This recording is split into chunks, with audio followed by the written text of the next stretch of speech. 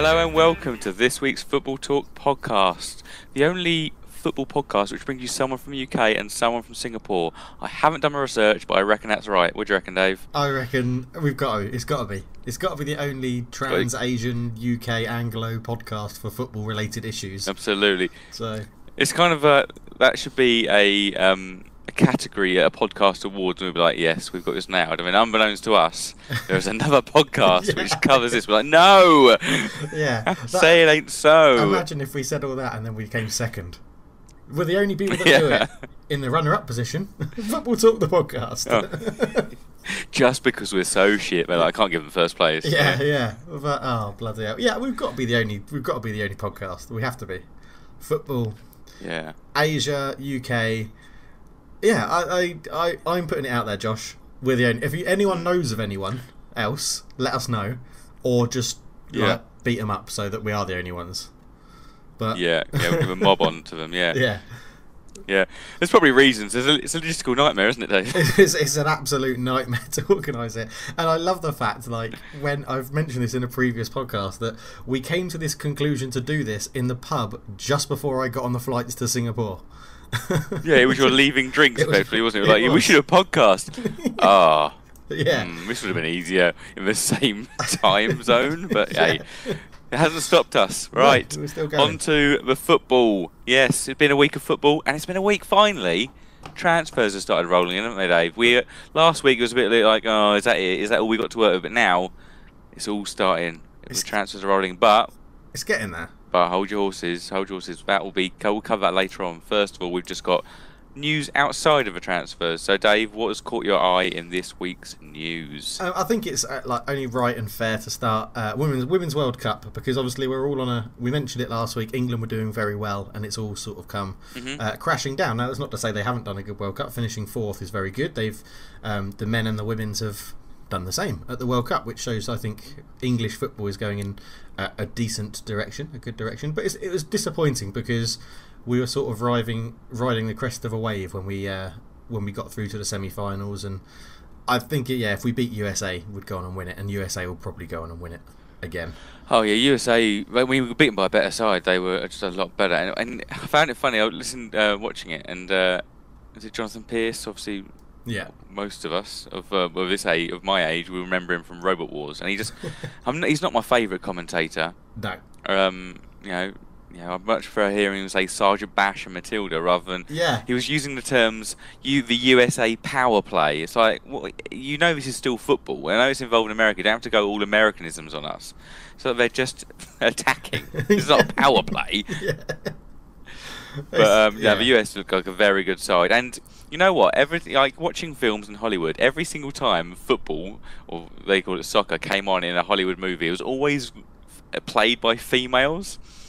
Okay. And I was like, God. And you might not every single time, it's a high school film set in a high school and a rom-com, and every single time the football had been playing by girls, and it's like, but hey, it shows it worked, and that's probably what we need to do, because when we were at school, although we went to a boys' school, I don't think the girls' school played football. I don't know how prevalent it is amongst school kids. Yeah, that's true. An outside sport, and you have to find your clubs, or whether the schools actually facilitate girls and women's football. I think it is definitely getting. Excuse that noise in the background if you heard that through the podcast. It's definitely more prevalent for younger kids. I know that one of our listeners, Ross, is I think he's a women's youth coach at Reading, I think, if I'm right. And my niece, back in Folkestone, is playing for Cheriton under something, I don't know, 15s or something, under 14s. She's very good, and she's been scouted. Well, she's playing above her age level, so that's the issue. So that's why I can't remember what age she's actually playing at. But and I think it's part of her school encouragement from the parents and from family was sort of like, this school does really good sport stuff, so maybe you should look to go here. And it wasn't all about the education, and it was about where can she go to get the best sports and teamwork building from that sort of it. And there was a nudge towards women's football in the school, like girls football in the school. So I think it is becoming more prevalent. I think it's just taking us a bit of time to get there. Yeah, and from the Women's World Cup to the England national team, I've been a little bit unimpressed with Phil Neville. In what he's way? not really conducted himself. So the way that he's spoken after matches, like he really stuck the knife in when talking about Cameroon. I think he was a little bit over the top with that. And then after the third place playoff, he declared it a nonsense game, which I think again, I mean, we either say it beforehand and back it up, or don't say it afterwards when you've lost. It seems like you're a bit bitter about it. But I think it's a bit demeaning to people. Maybe some people, that was the only chance they got to play in the tournament, because it's often where you kind of give others a turn to play in the tournament. I think it's just a bit demeaning as well. So, and I think he's tactically outwitted in games that I saw, that he was a bit basic, and even hearing the women talk about him, he's back to basics. Like, I think that's not out of choice. I think that's probably out of ability. That's all he's got. Yeah. Yeah, he didn't realise that was basic. He thought that was advanced. But yeah, I'm not sure that he'll continue in the role. But but I mentioned this before. It's a very tough management role to have, because who is going to go into the England women's manager's job ahead of a club job in men's football? And that's not to say that's right or wrong or whatever, but you should be looking at high-end managers to manage the women's national teams as well. And I just don't think there's that pull as much as, say, a championship club.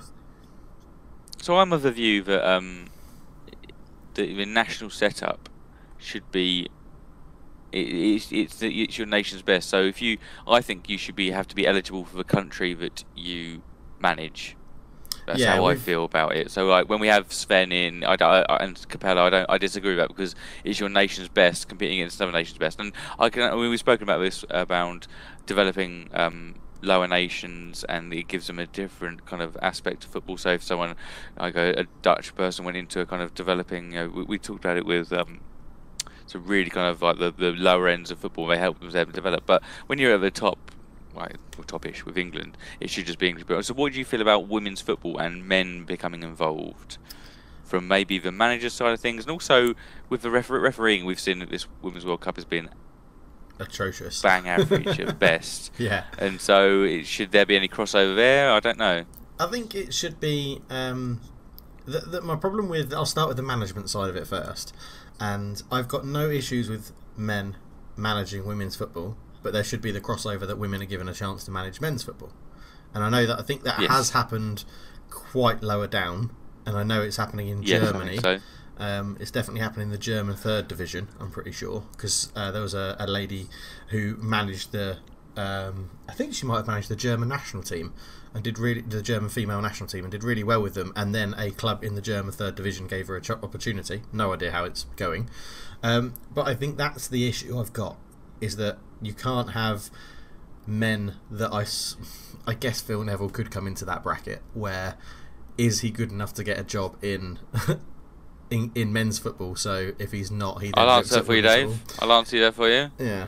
No. Yeah, so like, I don't agree with that sort of male football cast-offs go and work in women's football, but my issue with it is that there isn't the crossover both ways, or there's not enough of it in both ways. There might be seen like stuff going on behind the scenes, but in this stage of the development cycle of women's football and how much it's come along in the last decade, I would still prefer a female to be in charge of the female national team, because I don't think there's as much crossover from females going into male football. So and you won't find that, because it's still in its infancy, in its early stage, isn't it? Yeah. So all right, we'll from one major tournament. Sorry, very quickly, because your other question was about refereeing. I still do think it should be all females refereeing female football matches. However, judging by the officiating at the tournament, they need some help. Maybe that's whether it's from FIFA or from more senior referees that are either female or male. It doesn't really matter. But yeah, the refereeing has been pretty weird at times. Yeah, I say what is interesting. Listen, looking at the news reports, it's slightly linked to refereeing, but often like the Guardian's report on the headline, the subheadline is it? VAR denies White again as Neville's side miss out on bronze. It's funny that VAR is still a talking point within. I mean, because it's basically, it's like say VAR was ruled out for offside. It's offside. it's an offside goal, but VAR is still talked about because again it's an infancy, but it's a reason, but it's not the reason. The offside was would be a reason. VAR has just found that reason. It's the headline so should be. It'd be nice to get away from that soon. Like offside goal, like a goal ruled out correctly for offside or something. It shouldn't be VAR. Well, it actually maybe be a part of the article. It should just be Sweden, Sweden 2, England 1. That's it. Yeah. But, well, hopefully we get to a point where VAR isn't a talking point because it's tedious. Yeah. But from we'll speak to Lionel Messi about that, and so we had Argentina bow out Copa America to Brazil, and Leo Messi wasn't happy, was he? No, he wasn't. He wasn't. He seems to think that it is written in the stars, or written in maybe referees' contracts, that Brazil will be winning this Copa America, and it even led to maybe his frustrations boiled over. Although looking at the incident, it was a bit harsh. But he got his second ever sending off in senior football yesterday, didn't he? And both of them have been for Argentina, never for a club. Yes. Got sent off on his debut, I think, didn't he? As well, for Argentina. Yeah. I mean, I've looked at it. I don't see how he gets sent off for it. He doesn't really do anything. Medel really is a bit harsh, isn't it? Well, Medel does move his head in, so I could understand that red card. Like, if you're going to do it, yeah, Medel gets a red card. But Messi, yellow at best, not even yellow. I mean, it's... Yeah, it was a very... what's the word I'm looking for? Like, hot-tempered, hot-headed match. Because there were a good number of tackles flying in it. I've watched the highlights, but it was very... Yeah, it was very strange. I mean... I don't really have too much to say on it, but Messi getting a red card is always bizarre. That obviously... Yeah, that leaves Messi again without an international trophy. Have already retired once from international duty. Do we feel that it may go again? And how will this affect? We have this kind of discussion in background around Messi, Ronaldo. Obviously, Ronaldo has a European trophy, European Championship trophy for himself. Does that affect Messi being the GOAT, the greatest of all time? If he doesn't win something with Argentina? I don't. No, I mean, no. I don't think it does, because it's very hard to judge, because they do have a very, very good team in Argentina. As much as they have some absolute dearth that plays in it, they like the overall number of players. You would say if you lined up Argentina's starting 11 v Portugal's, you'd probably say Argentina would win, right? Yeah. Yeah, but I think it'd be touch and go, but yeah, it's not a big distance. Yeah, there's not a big distance, and then you look at the competition that they're playing against. So, what would you say? Argentina are the second best team behind Brazil in South America, in that region. Yeah, I mean, yeah, I could. So, but then where do Portugal sit in terms of European football? Yeah, probably in the top 5. So. I don't like to think that you can't call Messi one of the greatest of all time just because he hasn't won anything with Argentina. But on the flip side, it does prove that Ronaldo has won everything. Ronaldo has won. He's won something at every single club he's played for, including international. And I think that's one thing that Messi can't compete with. And I'm not saying that is a fair stick to judge him with. It's just there. That is a fact. But no, Messi is amazing, isn't he? He is amazing. You can't hold it against him that he hasn't won anything international. Well, he's not the best of all time. Yeah. So this podcast has got to happen soon, Josh. This podcast has got to happen soon. Maybe we'll do it a live one if I'm back in the UK, because it'll get heated. Yeah, like it. Fueled by beer. All right. Yeah, that'll go down well. Yeah. Right. Anyway. All right. Unlucky, but the final is to become Peru versus Brazil. So, well done, Brazil. Yeah. Do you reckon that it's easy? It's nailed on. Yeah. I mean, I think it's the end of the dream for Peru, but yeah. So in the news, I've got something. It's sort of linked to transfers, but I want to bring it up in news. I've got a question for you, Josh. What the hell is going on with Antoine Griezmann? Oh, Antoine Griezmann. It all went a little bit. I mean, apparently it's been going on for ages, isn't it? This March agreement with March, and now it's all kind of legal battles are coming into it. So this is the fact that Antoine Griezmann has basically said the club announced that he was leaving because Well, The club didn't announce he was leaving. He announced he was leaving. yeah, yes, he announced he was leaving, but then, well, Barcelona then, everybody's disowned themselves from the whole situation, aren't they? Yeah, yeah. Griezmann's left in limbo, going, pretty sure I'm leaving. Even it's come out like Barcelona. It seemed the Barcelona dressing room didn't want him. Now Atletico Madrid saying you've got to come back for training, otherwise there'll be kind of legal action or fines. And I think what rumour has it Griezmann would pay his way out of his contract for Barcelona to repay it. It's just like, I'm pretty sure he's going to end up at Barcelona, but it's been handled so horrifically badly by Griezmann. His team. Oh yeah, yeah, it's just crazy. Definitely, I think he will be at Barcelona. I think isn't the stumbling block in that Barcelona don't want to pay 120 million outright. They said they would, and now they're like, oh well, no, we're going to postpone it and pay it in instalments. And Atletico are sort of, I think Atletico are now saying, well, that's then not matching his buyout clause because it all has to be like they've just bought WIKI Felix, haven't they? And they had to pay above his buyout clause because they were paying it in monthly instalments. So okay, yeah, so it's a very strange situation, and it boggles my mind that it doesn't boggle my mind that these things happen. It boggles my mind that these things get leaked and get found out. And it must be that it must be that Atletico Madrid are just so pissed off with it all. 'Cause, I mean, they've come out and said, haven't they, that Barcelona have been disrespectful and have gone behind the back of the club and discussed it with the player. And I just assume it's Atletico Madrid just getting pissed off and just being like, look, we're going to put this statement out, and Barcelona have to deal with the repercussions. But yeah, it just makes me laugh. It really makes me laugh. Yeah. It's one of those sagas which really shouldn't have been a saga at all. It's kind of like it should have been just done and dusted, and player keep his mouth shut, gets his move, and moves on.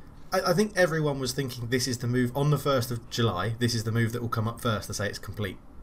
That's what I assumed. I assumed as soon as it was the new football financial fair play year, that's it. This one's done. It's announced. I mean, it's ballsy from Atletico that they've gone and paid all that money for WIKI Felix before having the income, but yeah. So anyway, we'll touch on João Felix later on. Yeah.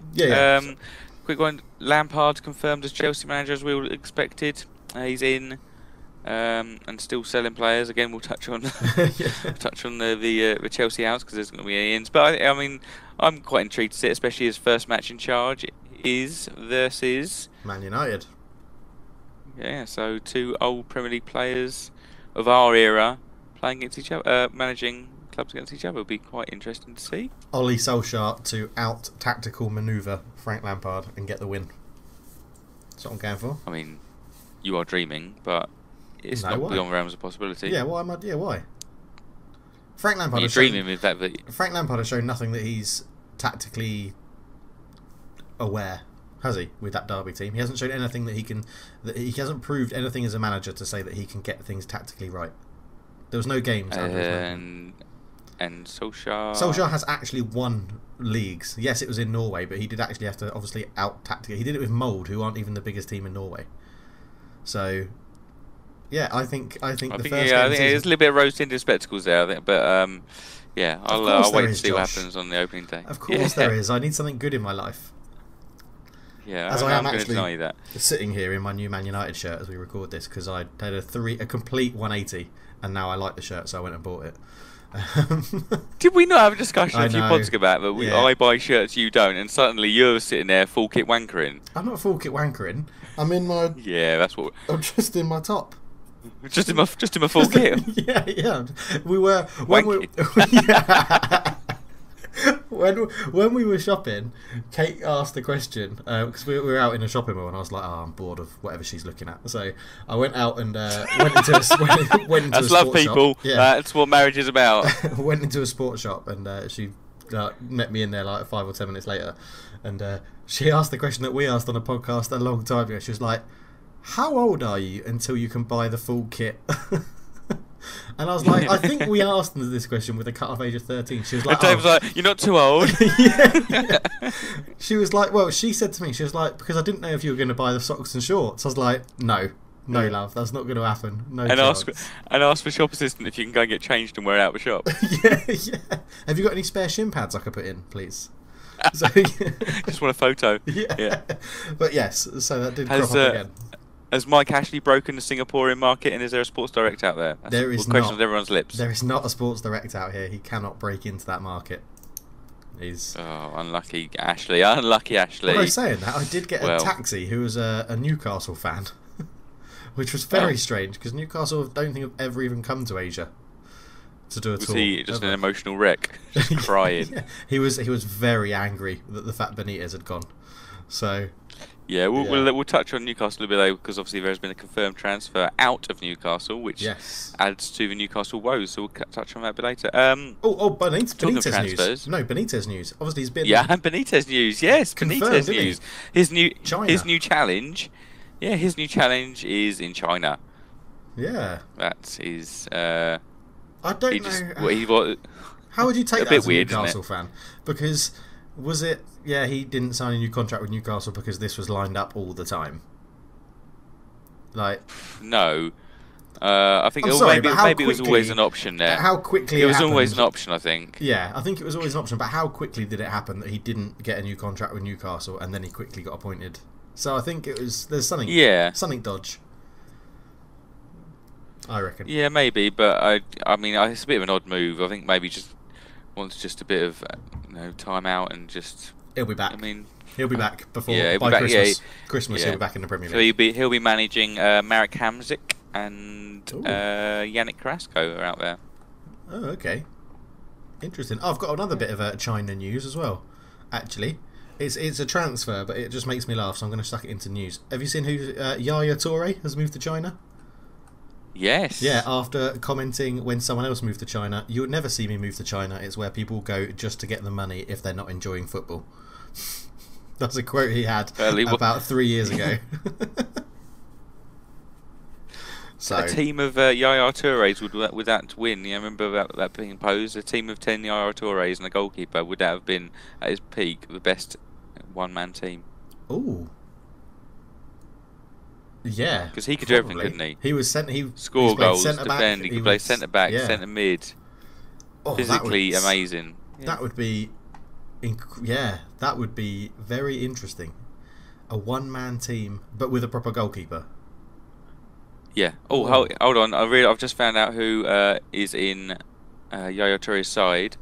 This should be maybe a Wiki Files, but this is a Portuguese winger who played for. He was West Ham. He was a little bit Bolton. Yeah, Bolton, West Ham. Oh God. What's his name? Has he got just? It's just one name, isn't it? No, you've completely wrong there. Oh, I've gone wrong. It's three names. Ricardo Vazte. Oh, I was thinking of. I thought Vazte was one word. Is his first name Ricardo? I just only knew. Yeah, Vazte. He was. Are you trying to act like you got it right by thinking his name was Vazte? I thought his name was Vazte. Yeah. I did. I honestly thought his name was Vazte. Yeah?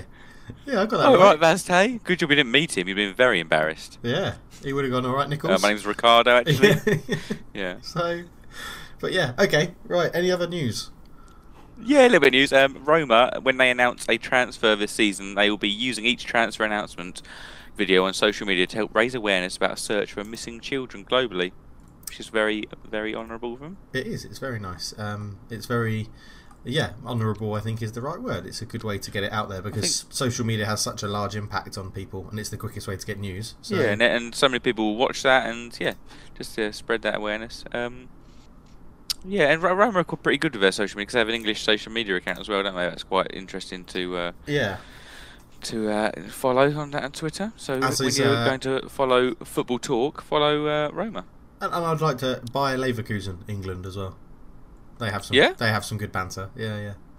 They have some nice. pretty good banter. So, last bit of news from me anyway. Philip Cocu has found himself in English football. Thoughts? Any ideas about what he's like as a manager? I mean, the picture that BBC Sport have got make him look like a murderer. Yeah, he's. Well, Philip Cocu was a player I quite liked. He was quite a tidy little player, wasn't he? Yeah. Barcelona, centre mid, left footed. Then it seems to be that if you manage in Holland, it's a bit of a goldfish bowl, and you may be able to do quite well there. As soon as you go abroad, it all unravels. Like Frank de Boer did really well with Ajax, went to Inter, fell apart. Quickly went to Crystal Palace, massively fell apart. Yeah. And Koku won a couple of titles with PSV, I think. Yep. When he was manager, yeah, he he won it 4, 5, 5, 6, 6, 7 as a player. Then yeah, he won there. But then he went to Fenerbahce, and they almost got relegated. So Brilliant. That's impressive. yeah, and Fenerbahce being one of the big three in Turkey. Obviously, there's financial troubles all around the Turkish league with the currency underperforming. But yeah, it's a bit of a contrast, and I'm a little bit concerned. It's a big. I mean, when he was at PSV, he was being talked about with kind of big, kind of Premier League jobs, and so it's a bit of a coup for Derby, and it'll be interesting to see how it works out. It might work quite well, but that'll be one I look at with interest because it's quite a big name for a Championship job, isn't it? Yeah, it is. That's what I was thinking. Is it a pretty big name? I think he's got quite the job on his hand because I don't know a great deal about the Championship, but my memory is that Derby were pretty heavily supplemented by loan players, which they've now lost. So well, yeah, a part of it was the Frank Lampard lure, wasn't it? He managed to get a few in from mates, but it was his first foreign manager ever. Really? For Derby, by the way. Wow. Yeah. That's quite impressive. I guess they were... Apart from Steve McLaren, obviously, who was part Dutch for a little bit. But I guess they were back when they were in the Premier League. It was back before it was a huge foreign influx sort of thing. So yeah, interesting. Yeah. I mean, some people would look at this that Derby have actually improved their manager. Yeah, I can see that argument. It'll be very interesting. Very interesting. A more experienced manager managed PSV and Fenerbahce to Frank Lampard one season. It's debatable, obviously, but yeah, I don't think they've regressed. No, very true. Yeah, you would say they haven't regressed. Yeah, I'd agree with that. So. Be interesting to see if there's a Dutch influx. Always like that when your manager comes in, you get a few of his former players that he's managed or of his nationality, just to kind of help embed his thoughts and ethos. So that'd be quite interesting. It'll be an interesting time for Derby. Yeah. What happens there? Okay. All right. Nice. Well, that's the end of the news.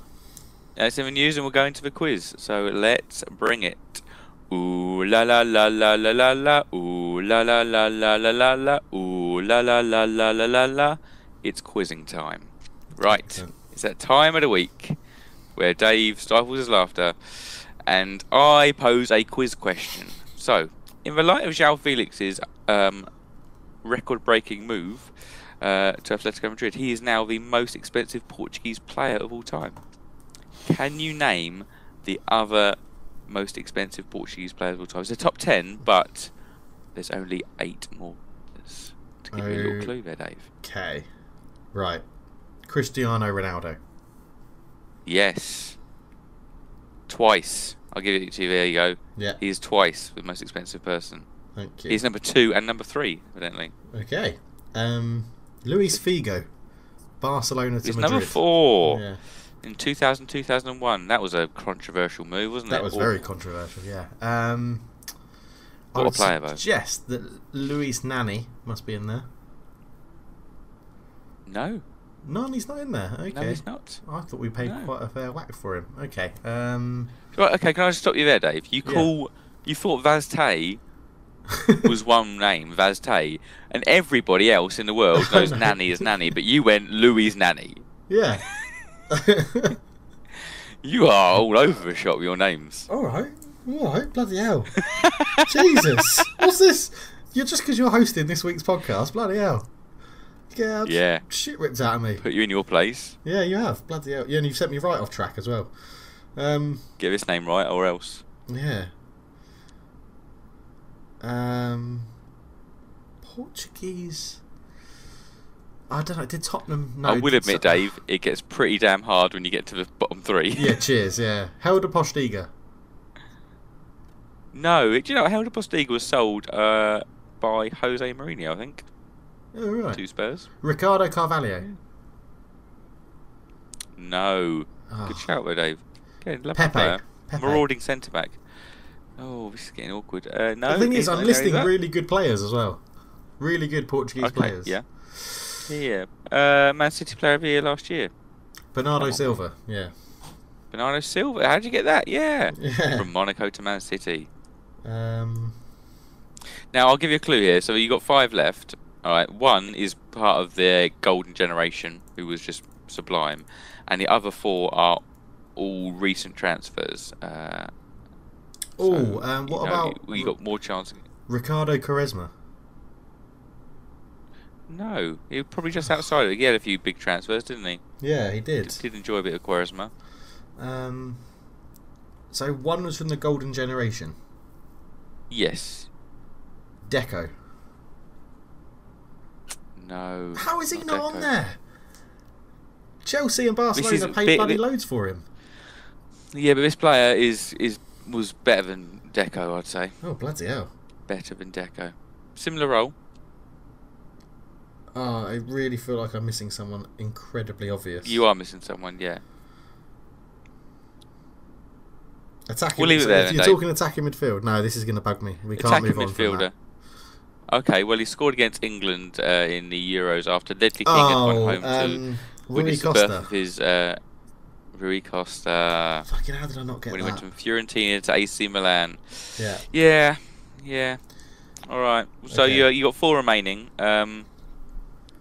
And yeah, good luck with that. Yeah. I may be telling you 4 names later on. I think you might be, because I can't believe the people that moved from Porto to Chelsea aren't in there, like Carvalho and Deco.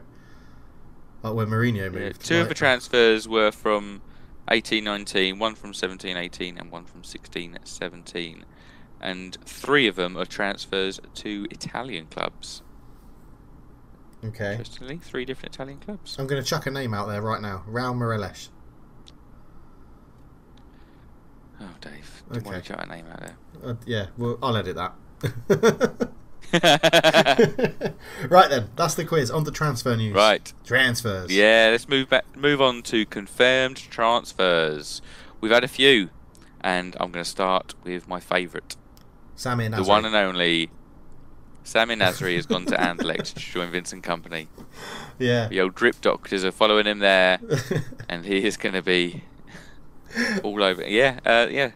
And my second favourite then will be Tanguy Ndombele, has moved from Lyon to Spurs. Spurs have broken a transfer record. We've signed a player. We signed 2 players that day, Dave. 2.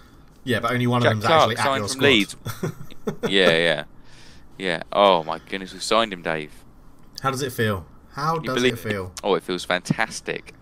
Were you ever Oh worried? no, although now I'm just worried. I'm worried, but he's just going to get injured in his first match Yeah, and you did. break a leg or something. You I'm did like, text me that. Yeah. That's the end of that. Yeah. I mean, he looks like a very good player. I think you was it last week you said it was like a Moussa Dembele sort of Mark II sort of thing, younger. Yes. Younger Yeah. Moussa Finally, Dembele. we sold Dembele in January, and now we took 6 months to replace him. Really. Oh, he looks so good, and I can't wait to see. How much have you been watching lineup. YouTube highlights and stuff? Yeah, I've been mainlining that right in there. I've been just watching him dribble, kind of bounce past players, just explode past them, and also play a little bit of a final pass as well.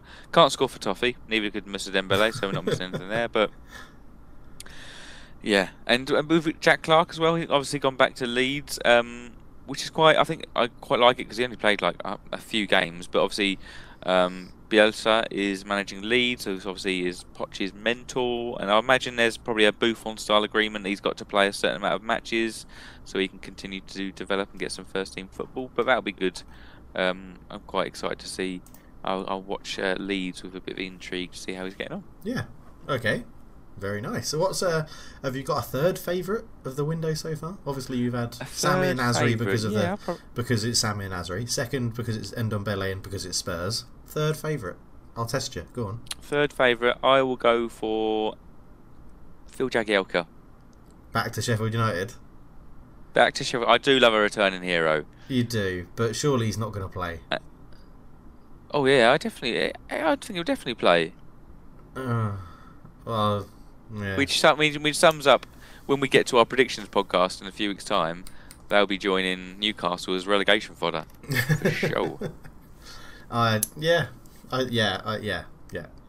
I mean, yes, It I makes me agree. think of all the other Sheffield United players that have left and go, well, if I get them back, you get Carl Norton back. You're not going to get Carl Walker. But yeah, it'll be good to see Jaguar back. I always liked Jaguar as a centre back. I thought he was quite a decent player, a bit underrated, I think. Yeah, but the key word you're using there, Josh, is was. He's got I think I saw him play in a Carling Cup game or something for Everton last season, and he looked like he had a bigger turning circle than me, which is quite impressive. So, I just don't see him being anywhere near good enough to be a Premier League defender anymore. Oh, I hope that Aston Villa go the same route and they re-sign Gary Cahill, obviously, who again aging centre back who once played for them. And they could do that. Weirdly being linked to Arsenal as well. Oh. Which is very bizarre. We'll come on to Arsenal in a bit with rumours because we had to sign a young Brazilian, but more rumours. For a club who seemingly have a very small transfer budget, they have a lot of rumours going their way. Yeah. I've got a transfer that I like, to be honest. A loan. Yeah. It's a loan transfer. I quite like that Norwich have signed Ralph Farman on loan from Schalke because he is incredibly good on FIFA and Pro Evo as a shot stopper. Is he? Yeah, so I'm quite keen to see what he's like. I mean, he should be their first choice goalkeeper because his competition is Tim Krul, who I think his best days are past him. Yes. But then Tim Krul played every game, Agreed. I think it was, for Norwich last season. Recently signed a new contract, so you never really know. But you think, I would suggest Ralph Farman will be his first choice goal. I mean, he played in the Champions League for Schalke this season, or the season just finished. So it's very strange that they've let him go. Yeah, it's fair. He played kind of like half their league games. It's a bit of an odd one to loan out, but it'd be interesting to see. I don't have high hopes. I never do for Norwich. They always seem like it's a very temporary kind of almost like they've been loaned to the Premier League and to be returned to their parent league the season after. Okay, fair enough. I'll jump into Morata from Chelsea. As you said earlier, we're going to touch on Chelsea selling players, but obviously not allowed to bring anyone in. So I can assume you're talking about Morata. Yes, Morata has gone back 58 million euro. I mean, it never worked out for Chelsea, did it?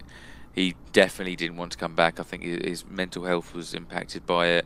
I mean, I still remember that hat-trick against Stoke, and he oozes class on the ball, but you look at I think we've compared this before. You look at how he moves, the elegance he has on the ball, compared to Harry Kane, who just kind of stumbles from step to step. But they're just absolute night and day when it comes to end product, aren't they? They are. Do you think there was anything in it with because Chelsea was his first club where he was actually the starting striker?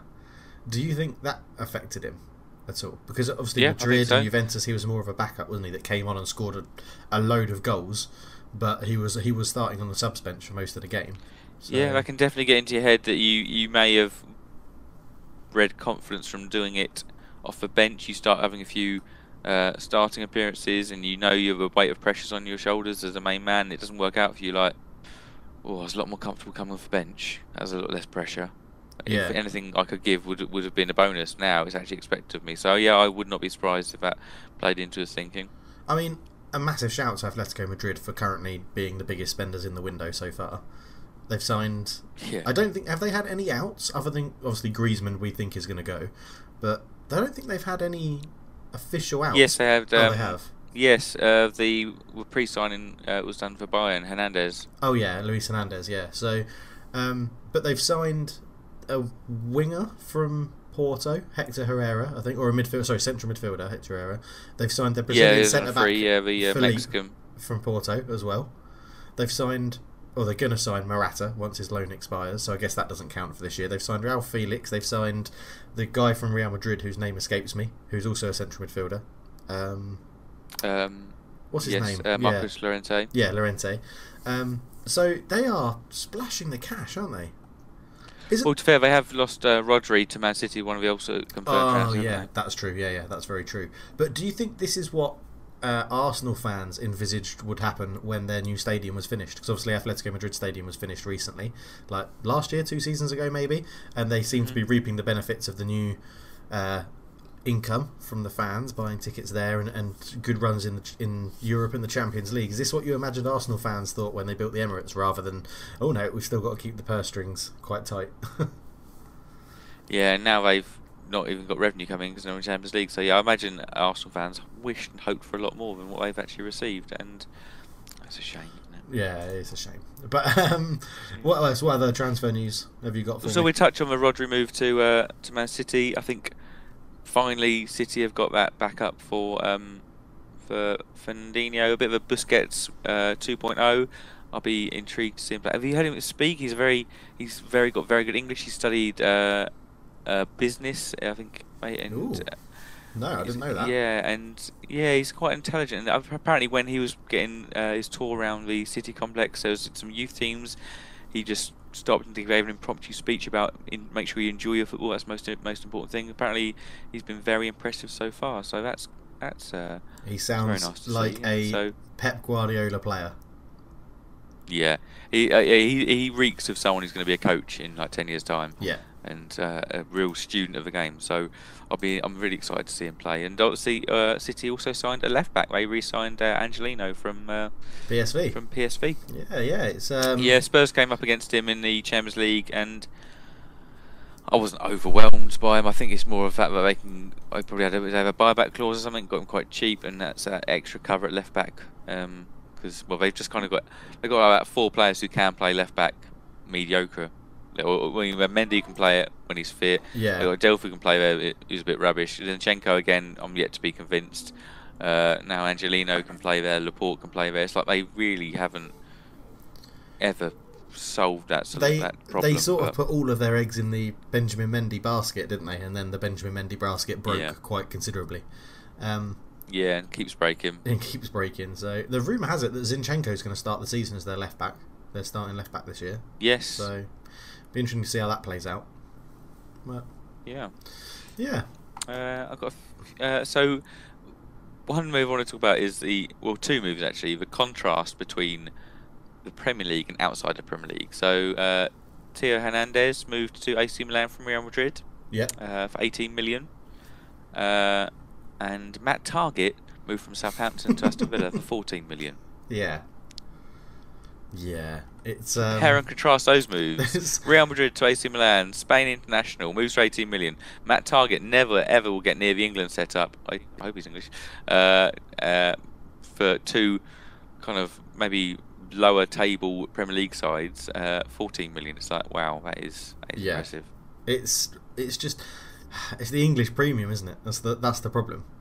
It's the English premium that you've got to pay, and it's very annoying to see it. There was another one as well. Is it Che Adams moved to Southampton? They basically reinvested the money. He did. And they spent a club... Was it a club record deal? I can't remember the fee. I think Danny Ings would have been their record deal. I think he moved for more. Oh, okay. Maybe I'm thinking it was a club record sale for Birmingham. There might be a club record sale, but yeah, that sounds about right. I mean, is he going to be any good in the Premier League? He was. I quite liked. I like the look of him. I'm not sure he'll. No, I don't think he'll score lots of goals. He's a very unique player. He's very hustling, bustling kind of snapshots. I don't think he uses physicality quite well in the Championship. I'm not sure he's going to be a overriding success. But then again, Hassan Hatul did a really good job when. In his 6-7 months he was at Southampton, so I'm excited to see what they can do with a full season under him. Yeah. So it's 15 million forward so far. That's what they paid for him. Yeah, 15 million. And obviously bought Gineppo 14 million, permanent transfer for Ings 18 million. They're spending their money. Yeah. I mean, and then an interesting one that's gone under the radar for me. Can you remember Craig Dawson? I remember Craig Dawson of West Brom fame. Do you know where he plays now?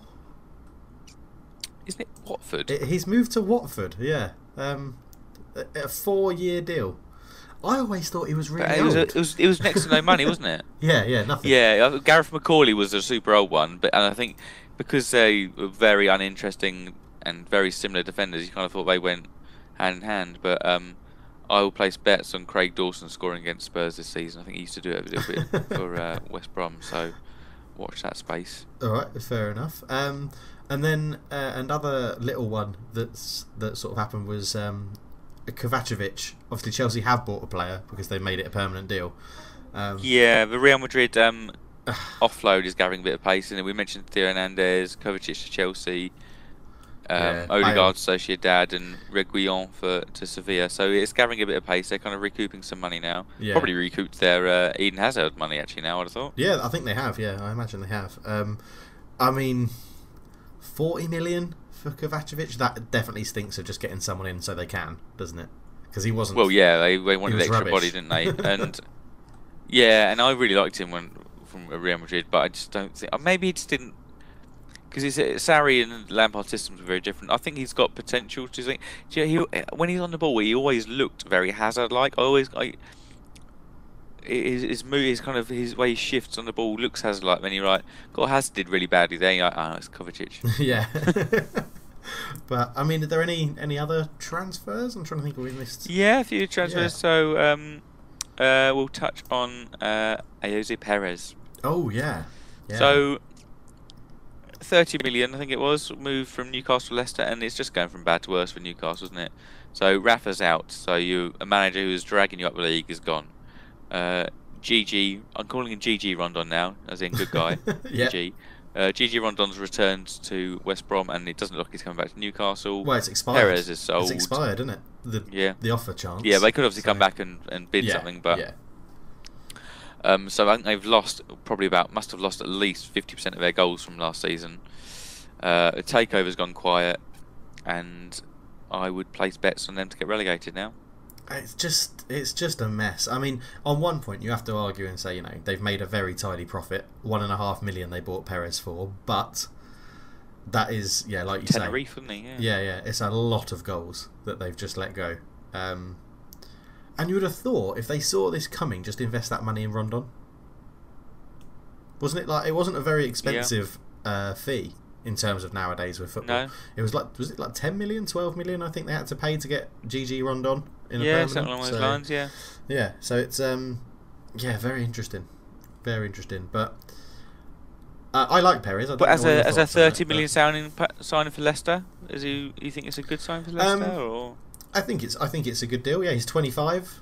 If he has a couple of good seasons, then you can sell him on for more than that. And if he has a sort of equivalent sort of season than what he's had with Newcastle last year, scoring 12 or 13 goals or something, I think it's good. I think it's a good signing. It definitely builds into sort of Brendan Rodgers' ethos that he had at Liverpool with wingers and central midfielders who can score goals, like attacking midfielders that can score goals and build in and take that reliance of Jamie Vardy. Yeah. So it does seem he strikes me as a bit of an Okazaki replacement. He's quite he kind of harries defenders and moves with the ball quite well. He's a very good dribbler of the ball, actually. He is. To give him his credit. I think I now go on to a tweet from Michael Cox on how to make sense of it. I tweeted this earlier in case you haven't seen it. To make sense of the current Premier League transfers and get their 90s value, 1990s that is, simply add a decimal place.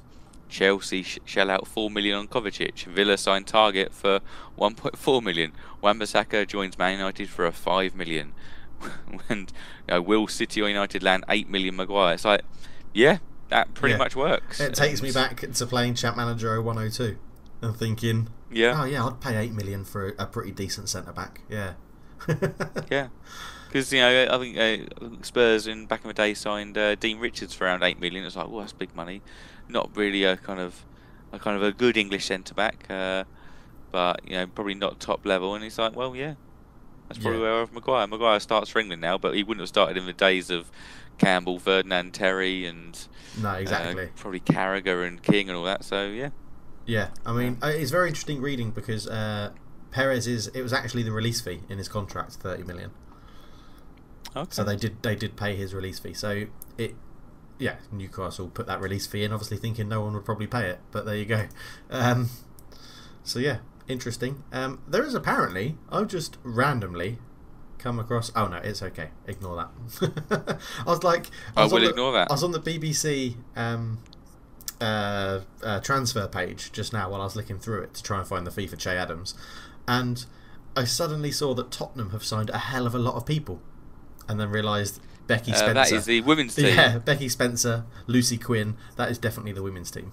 So, is it a new women's team? Is it a new setup, or has it been going for a while in Spurs? I think it's been going for a few seasons at least. Yeah.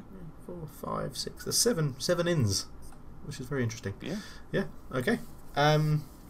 Is there any? We'll just touch on one last confirmed transfer, and it's a player not many of us would have seen a lot of because he's played one senior season, similar to when Mbappe went. But João Felix to Atletico Madrid for a mere £113 million. Yeah, crazy. Crazy. Absolutely crazy. How old is he? 19? 18? Yeah, I don't know. Something like that. It's just stupid. It's just absolutely stupid. I don't know how to describe it. It's getting to that. Is it going to get to that point where the bubble bursts? But it doesn't look like it. But it's just stupid money, isn't it? Now it's just ridiculous for a 19-year-old or whatever he is. But 19-year-old with 26 league appearances, one senior international appearance. It's I mean, he looks good. Don't get me wrong. He looks like a very good player. He can drop deep, running behind. But that's a lot. I mean, it's fair. Atletico Madrid know what they're doing when buying strikers. I mean, they've put their balls out time and time again. This transfer. Time and time again. I mean, they signed Sergio Aguero when he was super young from Argentina, didn't he? And that worked out all right. I mean, they had a young Torres. They've had Diego Costa. They've had Radamel Falcao. They've had time and time again. They replace those goal scorers, and so they know what we're looking for. It's just, Christ, that is a lot of money. Yeah, it is a hell of a lot of money. And I mean, I think you said it last week. Didn't you say that it was Aaron Wan-Bissaka was the most expensive player ever with less than 50 games? And now it's Felix. Yeah, now it's been doubled pretty much. Yeah, I mean that's what you pay for one international appearance, because Wan-Bissaka didn't have that international appearance, so you have to double the fee. But it's ludicrous. Yeah. I mean, let us know your thoughts down below. Do you think it's getting to is it getting to silly point? I mean, it got to that with Neymar, didn't it? But it's just does it make you lose a bit of love with the game seeing these sort of fees, or do you just think, well, it's not my money, so? No, I mean, it's still millions when it was, and he's still playing millions for a person when it was back in the 90s values. So it's always been a bit like, God, it's a lot of money, but it's obviously now like tenfold, so it is even more unbelievable. But I mean, just it makes me, when you go back to playing, like, it makes me intrigued to see what's going to happen. To be honest with you, yeah, I mean that's what I'm, because I remember playing like CMO 102, and I know you used to play that as well, and the early Football Managers and stuff, and when you went in for a negotiation with someone and they were like 100 million, you're like, no, obviously not. No one's ever going to pay that. That's stupid. Like, you go and try and buy Zidane or someone from Real Madrid, and they're like, well, yeah, if you give us 110 million. Well, no, obviously we don't have that sort of money. No one has that sort of money. What are you playing at? And now it's like, I mean, what would Zidane go for in today's market? Let's say you wanted to buy Zidane. Oh, yeah. It would be stupid. Like, ridiculous. Do you reckon there'll be a £1 billion player? Or is that too far? There will eventually be, because inflation is never ending. So yeah, probably not in our time, but yeah, you'll eventually have it. So the currencies get to that level. But once the European Super League is kicked off. Oh God, yeah. Well, should we move on to this final wrap up of rumours? And so they're all confirmed transfers. There's a few rumours knocking about, and so I'll start with Tottenham. It seems like Tottenham are trying to buy a brand new midfield. It seems like, well, Poch likes to mix things up each year. We keep evolving as a side, and I think now he's really looking to drive a dominant side with possession, because we're looking at bringing in a lot of ball-playing midfielders. So Dani Ceballos, on loan from Real Madrid, is rumoured to be imminent. A fellow Spain under-21 midfielder from Dinamo Zagreb, Dani Olmo, who's also been linked to Man United, apparently. Yeah, Gio Lo Celso from Betis, the Argentinian midfielder, is again rumoured. It's like, I mean, we needed kind of like one or two more. That's three more, and yeah, but they're all very technically gifted, comfortable on the ball players. And I'm always wary of buying players from foreign leagues. I don't think you're going to get the initial impact that season, or at least not the first 6 months. Yeah. But yeah, it's the other side. I think maybe we're banking on Eriksen being sold, and I'm not sure there's many takers. Yeah, I don't think there's that many takers. I don't think it's going to be as easy as people think to sell Eriksen. Definitely, I think it's. Yeah, It's got as talking about João Felix, and eventually he'll get to a stage, and maybe Neymar's at a stage now, and Mbappe will get to a stage. Eriksen's got a lot of miles in the legs. He's been played a lot of football from a young age. Yeah. He's, I think, probably 27, but he's probably played more games than a lot of kind of 28, 29-year-olds. So he definitely hasn't got. He used to have a bit of a turn of pace. Now he can't run away from anybody. And yeah, I don't think if Spurs either he stays with Spurs forevermore and signs that contract, or we sell him this summer for as much as we can get from him. I think. Yeah, well, fair enough. So obviously, Man United, the ongoing Harry Maguire rumours still linger. Yeah, I reckon we'll give in and we'll pay whatever they want, which is very annoying. I don't really want that to happen. An interesting one though was Sergej Milkin-Savic from Lazio. Yes, he's the latest midfielder that apparently we've been linked with. So yeah, oh, really, I've heard him linked with PSG as well. Well, rumours are circulating out of Italy that his agent flew to London to meet with Ed Woodward and that. So yeah, it'll be. Yeah, I mean, because you've lost Herrera's now confirmed at PSG, which we all kind of knew about. Yeah. Pogba is, who knows what, but you already He'll need him to probably strengthen centre. Oh, he's gone now. No, I think he'll go. I think he will be gone. No, but but your belief that he'll be gone now, is it? Yeah. We spoke a week and you were like that. Yeah, I think with everything that's now been said, I think he will be gone. The latest rumour I saw that he might not take, because I think you don't going on pre-season, you go on a tour today, I think it is. Or yeah, Australia and then Asia. Rumour is that he might not be in attendance to force the move through. So I'll be watching that flight manifest in intrigue. Yeah. Okay. Yeah, it'll be very interesting. Yeah. So you needed strength from centre mid, and you haven't done yet. You've just weakened it. So yeah, I think you really need to get the ball rolling, don't you? Yeah, definitely. So right then, let's move on to. Yes. I got a wiki file. Here comes a wiki file. I got a wiki file for you. Hey! Right, Josh has sent me a wonderful wiki file, I hope, which I'll easily get as it loads up. But you won't announce. I won't announce it, yeah. Okay, oh, bloody hell. Right. He started his youth career at Sporting Lisbon, Sporting CP, 94 to 96. He then signed a permanent contract but didn't make any appearances for them as a senior and got a loan move to, wait for it, Lorin Hannesi. Yeah, I'd say I've nailed that. He also didn't play for them. But although he didn't play for either of those clubs, he then got a move to Arsenal in 97 to 99, played 25 games, scoring 0. In 99, he then moved to Southampton, playing 14 appearances and 1 goal. He got a loan move during that time to Fulham in 2000 to 2001, where he scored 18 in 39. He then got a permanent move to Fulham out of that, where he had the bulk of his career, 2001 to 2007.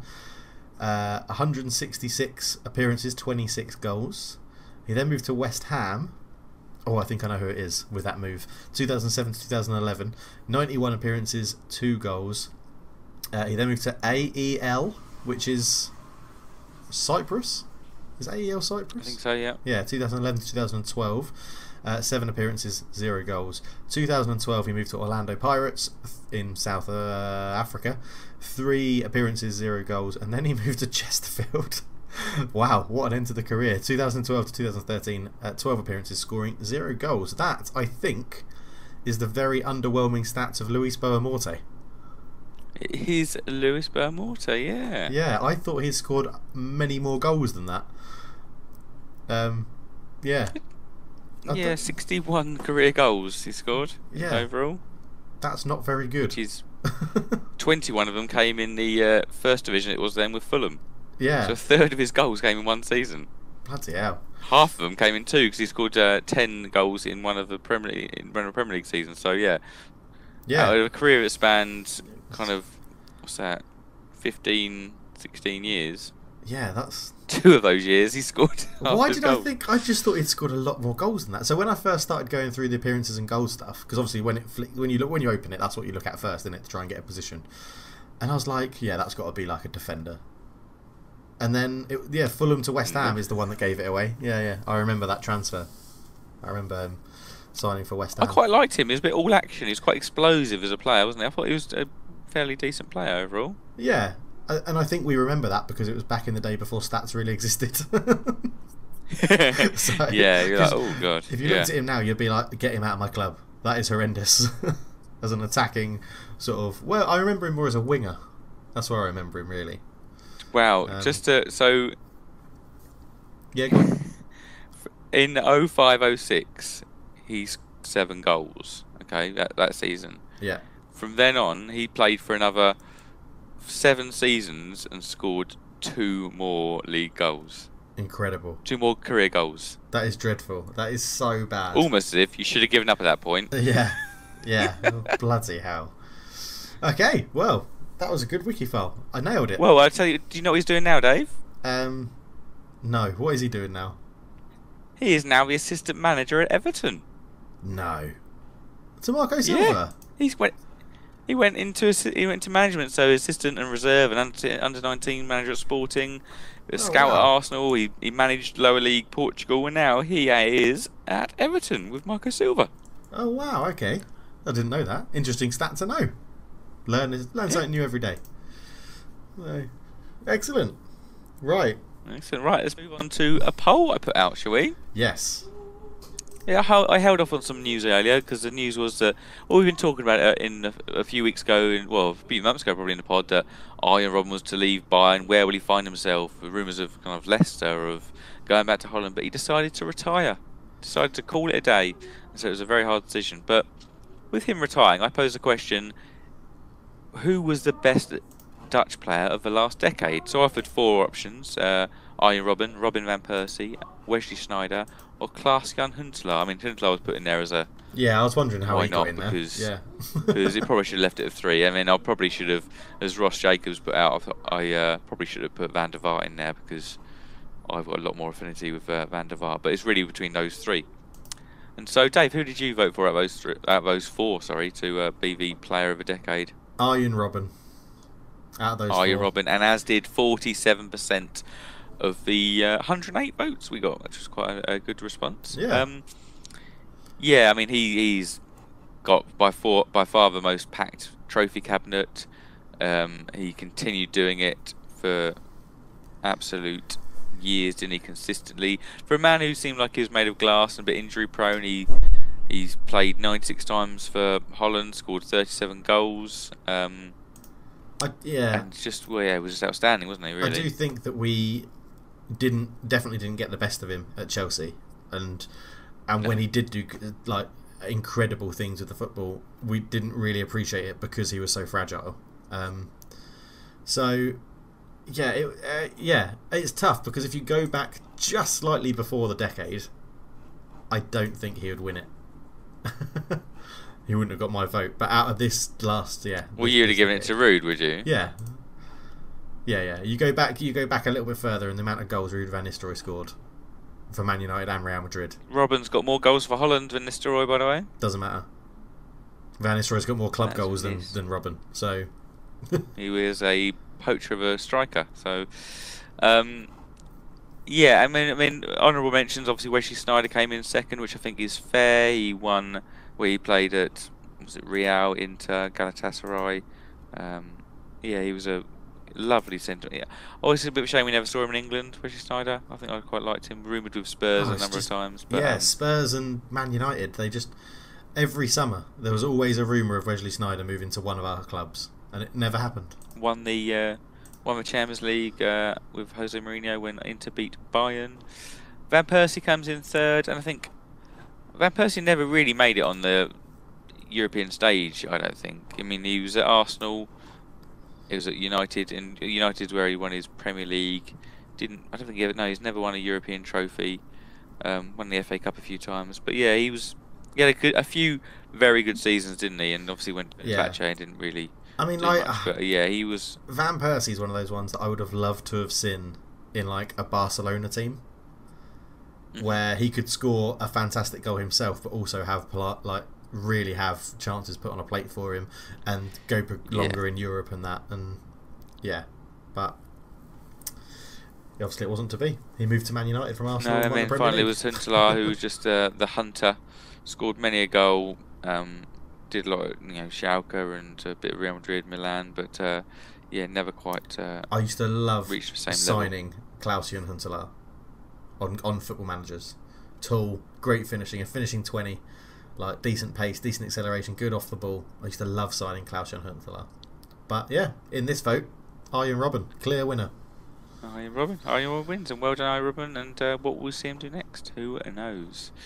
Right, we'll leave that there, and we'll return to what is probably going to be a lot of dead air from Dave trying to name the most expensive Portuguese players of all time. Yeah. I posed this quiz question, so João Felix obviously now the most expensive Portuguese signing of all time, and Dave has then proceeded to name second as Ronaldo to Juve, third Ronaldo to Real Madrid, fourth Figo to Real Madrid, fifth Bernardo Silva to Man City, and sixth Rui Costa to AC Milan. But he's left with seventh, eighth, ninth, and 10th players who I've given him a little bit of a hint on. I've said 3 of them have moved to Italian clubs in the last few years, and let's see how Dave's got on. I do also think it's worth pointing out. Minutes. I do think it's worth pointing out that I have named some very good players that haven't made that list. Apparently, Deco, Carvalho. Yes, Quaresma. I'll point out Dave has given a lot of good wrong answers. Yeah, a lot of good wrong answers. I like that phrase. I have literally no idea, Josh. I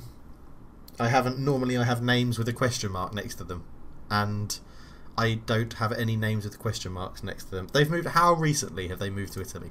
When you say recent, So 2 were last year. 1 was a season before, and 1 was a season before that. And where have they moved from, or is that too obvious? Okay, so number 7 moved from Valencia to Juventus. He's rumoured to be on his way out of Juventus. Oh my God.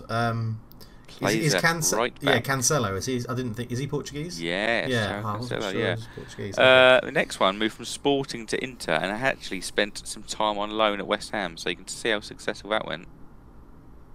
Oh my God. No, not going to get that. João Mario. Oh God, yeah. He's still at Inter, isn't he? He's actually doing pretty well for them, I thought. Yeah, he's returned to Inter. Yeah. So. Yeah, 40 million euros. Next one was Guedes from PSG to Valencia, 40 million again, so tied with Mario. And then the last one is Andre Silva, who went from Porto to AC Milan. Yeah. So I did say it did get a lot more difficult as it went on, but I thought it was topical quiz, and you did alright. You got 50%. 50%. I'm happy with that. I'm happy in that sort of quiz. I'm happy with 50%. I never would have got bloody João Mario. I can't. I'm still shocked that Deco isn't in that. Didn't Carvalho? How much is the? I thought Deco would move for like 40 million. To which move are we? Porto to Chelsea. A big move. Porto to Chelsea. I swear Porto to Chelsea. Why do I have a funny feeling there was a free transfer involved? Oh, right. Okay. I just always It may well have been. I mean, how much does? Lovely. So Carvalho. Tidy little player though, wasn't he, Deco? He was, yeah. Carvalho moved for 20 million, which was quite a lot of money back then. So no, Deco, you're missing a move with Deco. So Deco went from Porto to Barcelona, then Barcelona to Chelsea. Okay. But it's only 20 million. Yeah. His part of Barcelona within 9 million for his Chelsea move. Yeah, I used to like. Brazilian, Portuguese. He always looked like he was a bit of a scumbag, Deco. Good player, but he always looked like he was a bit of a scumbag. In the season where they won the league and the Champions League, he got something like 15 yellow cards. He was a right old niggly fouler. Yeah. Like, Jose Mourinho side. Who would have thought it? Yeah, exactly. Who would have thunk it? So, all right. Well, hopefully some of you did better than Dave, but if so, well done, because that was a little bit of a tough quiz this week. I'm going to wager that not many people did better than me. on that quiz. Oh, I think that was a the very arrogance tough of the quiz. man. I think Oh. I think after those first 5, I think a lot of people would have got Rui Costa, where I had to be prompted for Rui Costa. Yes, but I yeah, think, agreed. Yeah. I think a few people will struggle beyond Rui Costa to name them. Yeah, agreed. But well done if you did. So we'll leave it there, shall we, Dave? Unless you have any other business. No, I am all good. AOB is 0 from me. AOB 0 from me. So that is the end of this week's Football Talk podcast. We'll be uploading this to our YouTube channel, Football Talk, and also be on SoundCloud and Spotify. So give us a search and listen to us there. You can also find us on Twitter, where we're at Football Talk. But remember, there's no A in football. There's no A in football. Some bastard's got that A and they will not give it back. But yes, until next week, we'll come back with more transfers, more rumours and more news in the world of football. Until then, goodbye.